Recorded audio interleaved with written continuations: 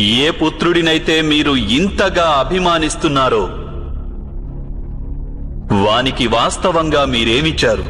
సంపదలిచ్చాను, సుఖాన్నిచ్చాను, రాజ్యాన్నిచ్చాను. సంస్కారాన్నిచ్చారా? విద్యనిచ్చారా? ధర్మం గురించిన జ్ఞానాన్నిచ్చారా? ఏ రక్షణ లేకుండా జీవించగలిగే విధంగా వానికి మీరు ఏమీ ఇవ్వలేదు గురుదేవా.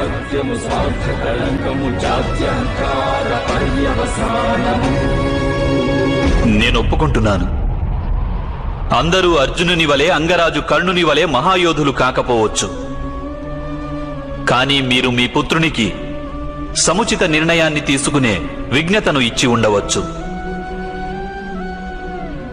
ఒకవేళ మీరలా చేసి ఉంటే ఈరోజు మీ పుత్రుడు ధర్మానికి శత్రువు అయ్యేవాడు కాదు.